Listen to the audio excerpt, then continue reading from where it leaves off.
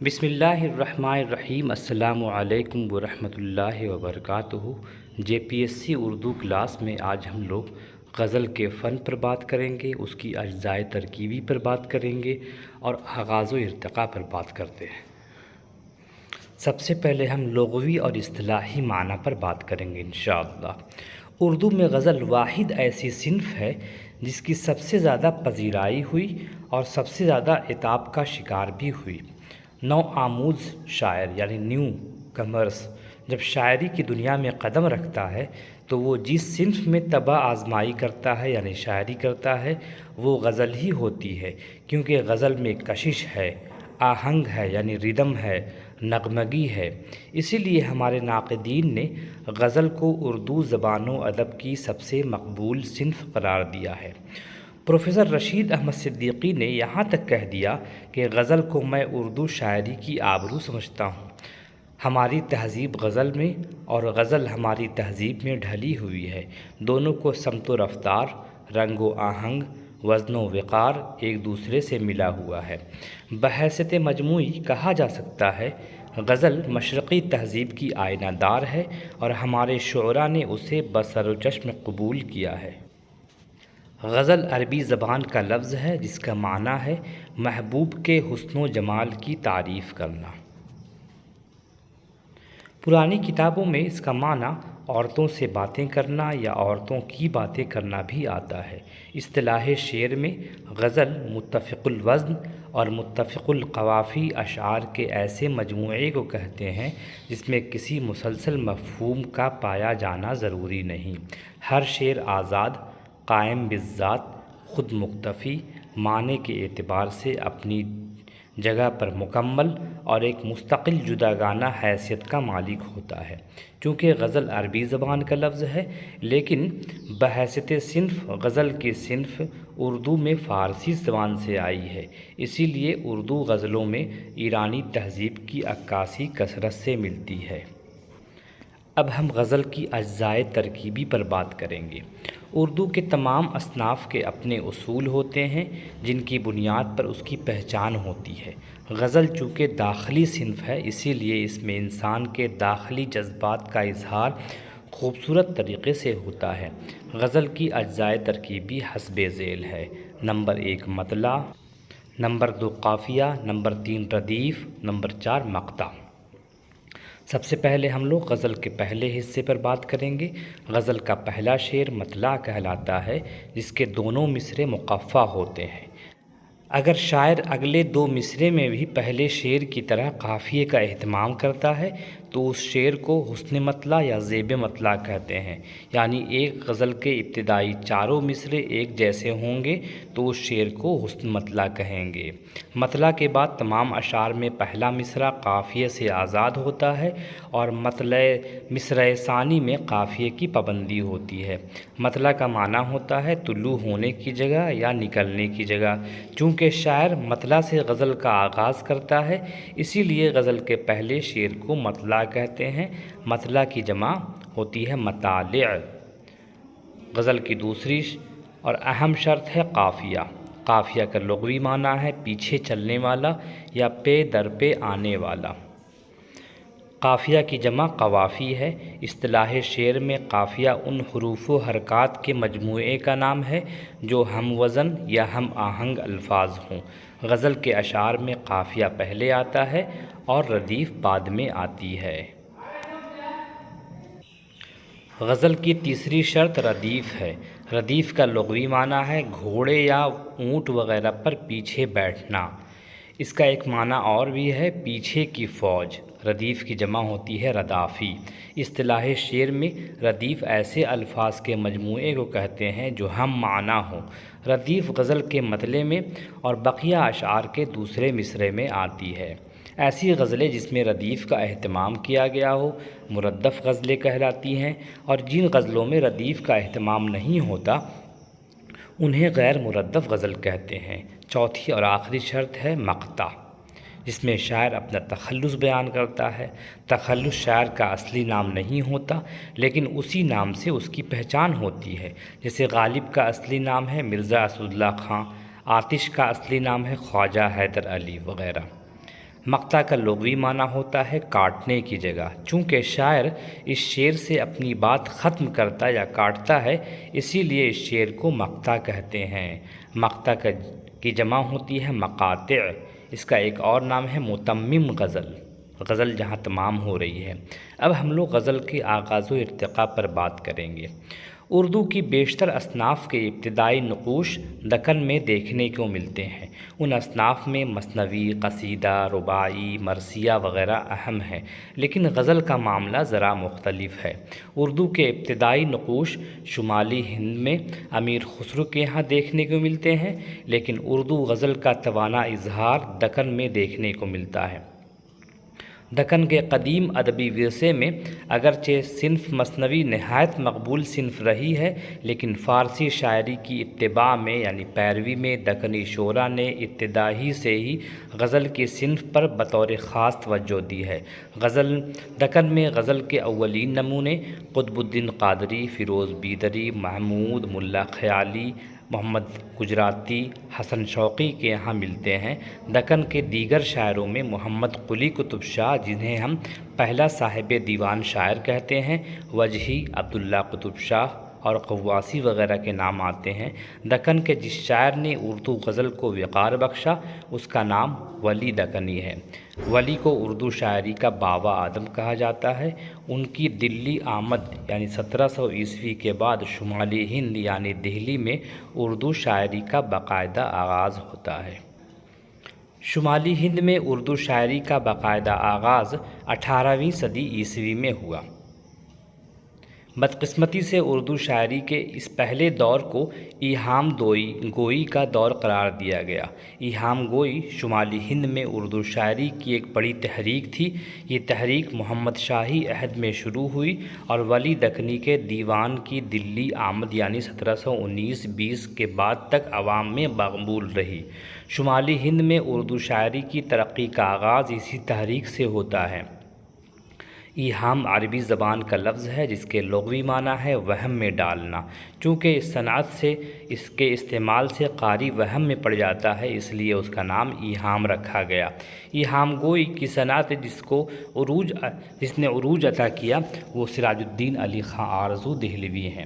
خان آرزو اور ان کے شاگردوں نے اس صنعت کا فراوانی سے استعمال کیا۔ انہیں یقین تھا کہ مستقبل میں فارسی کے بجائے ریختہ ہی اس ملک کی زبان بننے والی ہے۔ یوں تو اس صنعت میں طبع آزمائی کرنے والوں کی فہرست طویل ہے۔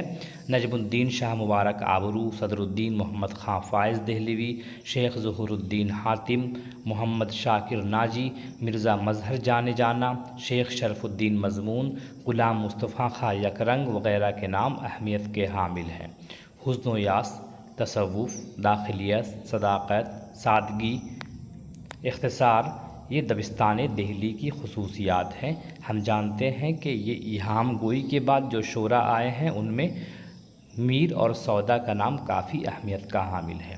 اردو غزل کی روایت دکن اور دہلی سے ہوتے ہوئے لکھنؤ پہنچی اور اس صنف میں کافی تجربے کیے گئے، جس میں ہزل اور ریختی کو خصوصی اہمیت حاصل ہے۔ غزل میں غیر سنجیدہ کلام کی گنجائش نہیں ہے، لیکن جب لکھنوی شعراء کو غزل کی صنف ناکافی معلوم ہوئی تو انہوں نے غزل کی ہیئت میں غیر سنجیدہ کلام کو اصنافی شاعری میں داخل کیا۔ یہ ایک طرح سے غزل کی پیروڈی ہوتی تھی۔ ہزل میں غیر سنجیدہ کلام، تضحیک اور تمسخر آمیز باتیں کی جاتی تھی۔ میر جعفر زٹلی، چرکین لکھنوی کے نام اس ضمن میں مشہور ہیں۔ دبستان لکھنؤ سے مراد شعر و ادب کا وہ رنگ ہے جو لکھنؤ کے شعرائے متقدمین نے اختیار کیا اور اپنے بعض خصوصیات کی بنا پر وہ رنگ قدیم اردو شاعری اور دہلوی شاعری سے مختلف ہے۔ جب لکھنؤ مرجع اہل دانش و حکمت بنا تو اس سے پہلے علم و ادب کے دو بڑے مراکز دہلی اور دکن شہرت حاصل کر چکے تھے، لیکن جب دہلی کا سہاگ لوٹا، دہلی میں قطر و غالت گری کا بازار گرم ہوا تو دہلی کے اہل علم و فضل نے دلی کی گلیوں کو چھوڑنا شروع کیا، جس کی وجہ سے فیض آباد اور لکھنؤ میں علم و ادب کی محفلوں نے فروغ پایا۔ دبستان لکھنؤ کے غزل گو شعراء کی فہرست میں انشاء اللہ خاں انشا، غلام حمدانی مصحفی، شیخ قلندر بخش جرأت، امام بخش ناسخ اور خواجہ حیدر علی آتش کے نام لیے جا سکتے ہیں۔ تصنع، خارجیت، عریانیت، رقص و سرود اس دبستان کی اہم خصوصیات ہیں۔ میر سے غالب تک کا دور اردو غزل کے لیے تابناک دور ہے۔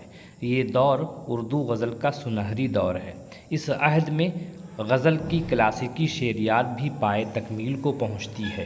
یہ دورانیہ یعنی ڈیوریشن 1700 سے شروع ہو کر پہلی ناکام جنگ آزادی یعنی 1857 تک ختم ہو جاتا ہے۔ مرزا غالب آخری کلاسیکی اور پہلے نو کلاسیکی شاعر ہیں جن کی غزلوں میں کلاسیکی شعریات کے عناصر بھی ملتے ہیں اور فلسفیانہ آہنگ بھی ملتا ہے۔ مجموعی طور پر کہا جا سکتا ہے کہ 18ویں صدی کے اختتام تک اردو غزل کی مستحکم روایت قائم ہو چکی تھی۔ اس دور کے شعراء میں ولی دکنی، محمد تقی میر، مرزا محمد رفیع سودا، خواجہ میر درد، مرزا مظہر جانے جانا، قائم چاند پوری، خواجہ حیدر علی آتش وغیرہ کے نام اہمیت کے حامل ہیں۔ مندرجہ بالا شعراء نے غزل کا ایسا معیار قائم کیا جس کی روایت اس سے قبل نہیں ملتی۔ غزل کے اس دور میں صحت زمان پر بھی خاص توجہ دی گئی۔ مضمون آفرینی اور معنی آفرینی پر زور دیا گیا، ساتھ ہی خیال آفرینی کا بھی آغاز ہوا۔ دبستان لکھنؤ اور دبستان دہلی کی جو الگ الگ خصوصیات تھیں اس کے حوالے سے اپنے معیار کا پوری طرح خیال رکھا گیا۔ اس کے بعد 19ویں صدی کے آغاز میں مرزا غالب، حکیم مومن خاں مومن، شیخ محمد ابراہیم ذوق، نواب مصطفیٰ خاں شیفتہ، بہادر شاہ ظفر جیسے شعراء نے غزلوں میں طبع آزمائی کی۔ مرزا غالب اس عہد کے اہم شاعر ہیں۔ مرزا غالب کی بلندی کا اندازہ اس بات سے لگا سکتے ہیں کہ جس کلام کی بنا پر غالب کا شمار اردو کے اہم ترین شعراء میں ہوتا ہے وہ اسی کو تنگ سمجھتے تھے۔ اردو کے فروغ میں علی گڑھ تحریک کا کارنامہ نہایت عظیم الشان ہے۔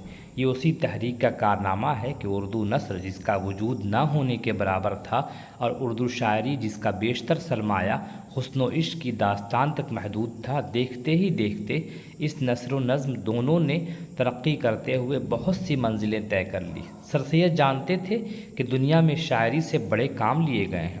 حالی نے تو مقدمہ شعر و شاعری میں اس کی کئی مثالیں بھی پیش کی ہیں۔ سر سید کی خواہش تھی کہ اردو شاعری مفید اور کارآمد ہو، سوتی ہوئی قوم کو بیدار کرنے میں مدد دے اور زندگی کو بہتر بنانے کا فریضہ ادا کرے۔ ان کا یہی خیال تھا۔ آگے چل کر اقبال نے قوم کی بہتری کے لیے جو شاعری کی اسے سر سید کی خواب کی تعبیر کہنا بہتر ہوگا۔ مختصر یہ کہ سر سید اور علی گڑھ تحریک نے اردو شعر و ادب کی دنیا میں ایک عظیم انقلاب برپا کر دیا۔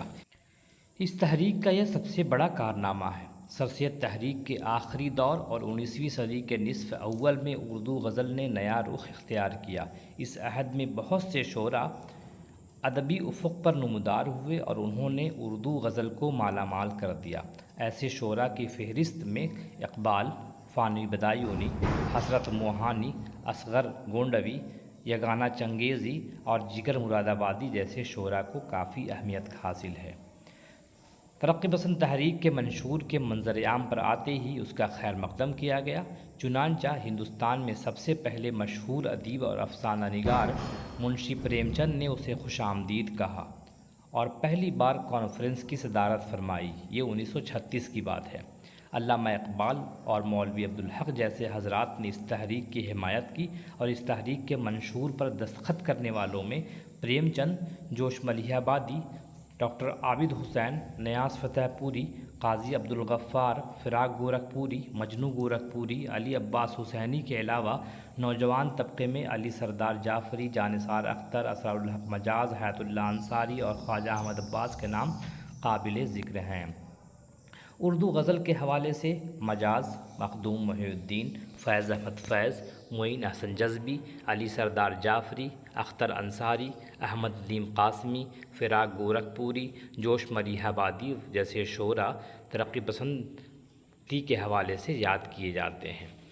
علی گڑھ تحریک اور ترقی پسند تحریک نے اردو غزل کو بہت سے موضوعات دیے۔ جدید غزل میں فکر، جدید اسلوب اور جدید ادا شامل ہو گئی۔ قدیم روایت سے انحراف اور زندگی کے نئے تقاضوں سے رابطے استوار کیے جانے لگے۔ اجتماعی شعور کی جگہ ذات کا شعور کار فرما ہوا، فرد کی اہمیت کا احساس ہوا، اور جدید شاعر اپنی ذات اور اپنے ماحول کو اپنی نگاہ بنا کر شعر کہنا شروع کیا۔ اس طرح سے اس کی غزل اس کے اپنے ذہن اور زندگی کی تصویر خانہ بن گئی۔ جدیدیت کے دور میں شہری زندگی کو غزل گو شعراء نے وسیلہ بنایا اور اپنے آپ کو اجنبی محسوس کرایا۔ آج کی غزل کا لہجہ فرد کے احساس کی شدت، تجزیے کی صحت اور جذبے کی صداقت سے عبارت ہے، جس میں نئے جمالیاتی اشاروں، کنایوں اور اشاروں کا نظام قائم ہے۔ ان شعراء نے غزل کی قدیم روایت سے نہ صرف بغاوت کیا بلکہ اس میں مردانہ لہجے، زندگی کی حرکت اور توانائی پرو کر ایک نئی روح پھونکی۔ غزل کے روایتی فرسودہ ڈھانچے کو توڑ کر اسے اپنے ماحول اور معاشرے سے ہم آہنگ کیا۔ جدید غزل گو شعراء کے سامنے سب سے بڑا چیلنج اپنی شناخت قائم کرنے کا تھا۔ انہوں نے محسوس کیا کہ اگر ترقی پسند شعراء کی پیروی کی گئی تو ان کی اپنی پہچان ماند پڑ جائے گی اور وہ کسی بھی شمار میں نہیں ہوں گے۔ لہٰذا جدیدیت سے منسلک شعراء نے اپنی الگ شناخت قائم کی۔ ناصر کاظمی، خلیل الرحمن اعظمی، عرفان صدیقی، منیر نیازی، شہریار، بشیر بدر، افتخار عارف، منیب الرحمن، احمد مشتاق جیسے شعراء اس رجحان کے حوالے سے پہچانے جاتے ہیں۔ 80 کے بعد مابعد جدیدیت کا رجحان آیا۔ مابعد جدیدیت سے منسلک شعراء نے غزل کے صنفی تقاضوں کا نہ صرف خیال رکھا بلکہ داخلی، شخصی اور ماحولیاتی وابستگی پر بھی اصرار کیا اور اپنی شناخت بھی برقرار رکھی۔ مابعد جدید غزل نہ صرف ترقی پسند کی توسیع ہے اور نہ ہی جدیدیت کی کوئی کڑی، بلکہ ایک ایسا رجحان ہے جو داخلیت کے ساتھ خارجیت پر زور دیتا ہے۔ جدیدیت سے نئی نسل کا انحراف کلی طور پر نہیں بلکہ جزوی طور پر ہے۔ جدیدیت کا ادب سبجیکٹیو ہوتا ہے اور جدیدیت کے بعد کا ادب آبجیکٹیو، سبجیکٹیو بھی ہوتا ہے اور آبجیکٹیو بھی۔ جدیدیت میں علامت سازی کی جاتی ہے، جدیدیت کے بعد استعارہ سازی کی کوشش پسندیدہ سمجھا گیا۔ جدیدیت میں معنی کی بہرحال اہمیت ہوتی ہے، جدیدیت کے بعد صرف متن ضروری رہا، یعنی ٹیکسٹ ضروری رہا اور معنی غیر ضروری ہو گئے۔ 1980 کے بعد مابعد جدید شعراء کی فہرست سازی کی جائے تو اسعد بدایونی، فرحت احساس، خورشید اکبر، نعمان شوق، عالم خورشید، مہتاب حیدر نقوی، تفضیل احمد، شہاب الدین ثاقب اور احمد محفوظ وغیرہ کے نام قابل ذکر ہیں۔ یہ تھوڑا تفصیلی بحث ہو گئی، لیکن یہ چیزیں آپ کے ذہن میں رہیں گی تو آغاز و ارتقاء پر لکھنے میں آسانی ہوگی۔ اب ہم ملیں گے میر تقی میر کے حوالے سے، تب تک کے لیے اجازت دیجیے، خدا حافظ۔